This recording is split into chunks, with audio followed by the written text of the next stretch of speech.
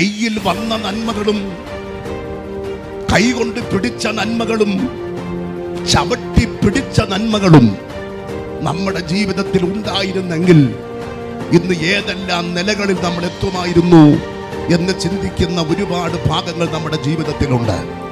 പക്ഷേ നിന്റെ ജീവിതത്തിൽ നീ കൊയ്യാൻ ആരംഭിച്ചപ്പോൾ നിന്റെ കൊയ്ത്തിന് നേരെ യോർദാന്റെ ശക്തി, യോർദാന്റെ വെള്ളം, ഒരിക്കലും ഒഴുകി വരാൻ സാധ്യതയില്ലാത്ത ആ വേനൽക്കാലത്ത് വറ്റിക്കിടക്കുന്ന തോട്ടിലൂടെ യോർദാന്റെ 5 മലകളിൽ നിന്ന് ഉരുകി ഇറങ്ങി നിന്റെ അവകാശത്തിന് നേരെ കയറി വരുന്ന യോർദാന്റെ ദുഷ്ടശക്തികൾ. അതിന് ഞാൻ എന്ത് ചെയ്യണം ദൈവദാസനെ എന്നാരെങ്കിലും ചോദിച്ചാൽ ഒറ്റ വഴിയേ ഉള്ളൂ. പെട്ടകം ചുമക്കുന്ന പുരോഹിതന്മാർ വെള്ളത്തിന്റെ വക്കത്ത് വെച്ചപ്പോൾ മേൽ വെള്ളത്തിന്റെ ഒഴുക്ക് നിന്നു.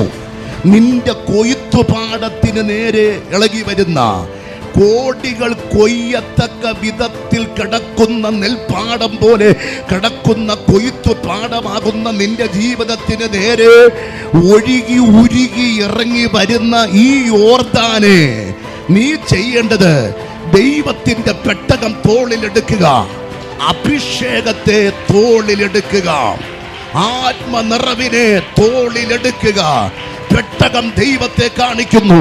പെട്ടകത്തിനകത്തിരിക്കുന്ന തളിർത്ത വടിയും മന്നയും കാഴ്ചയപ്പവും അപ്പോസ്തലിക ഉപദേശത്തെ കാണിക്കുന്നു.